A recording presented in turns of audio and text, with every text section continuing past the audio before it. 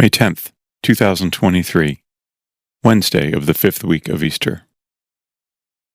A reading from the Acts of the Apostles. Some who had come down from Judea were instructing the brothers, "Unless you are circumcised according to the Mosaic practice, you cannot be saved." Because there arose no little dissension and debate by Paul and Barnabas with them, it was decided that Paul, Barnabas, and some of the others should go up to Jerusalem to the apostles and presbyters about this question.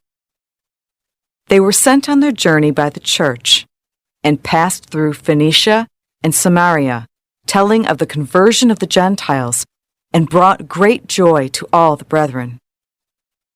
When they arrived in Jerusalem, they were welcomed by the church, as well as by the apostles and the presbyters,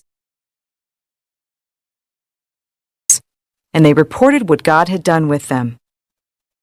But some from the party of the Pharisees who had become believers stood up and said, "It is necessary to circumcise them and direct them to observe the Mosaic law." The apostles and the presbyters met together to see about this matter. The word of the Lord.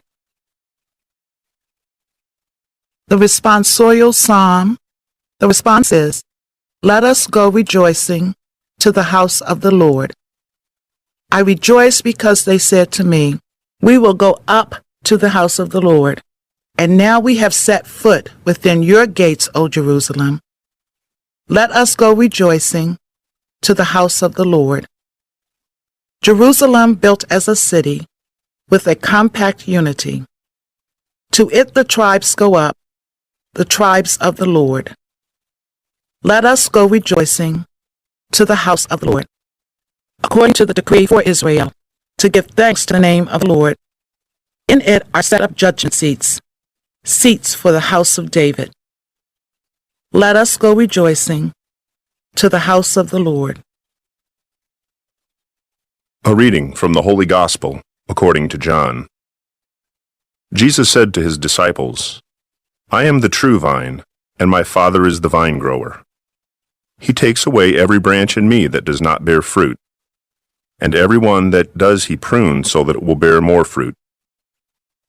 You are already pruned because of the word that I spoke to you.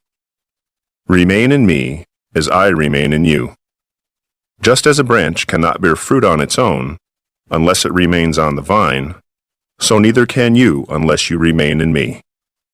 I am the vine, you are the branches. Whoever remains in me, and I in him, will bear much fruit, because without me you can do nothing. Anyone who does not remain in me will be thrown out like a branch. People will gather them and throw them into a fire, and they will be burned. If you remain in me, and my words remain in you, ask for whatever you want, and it will be done for you. By this is my Father glorified, that you bear much fruit and become my disciples." The Gospel of the Lord.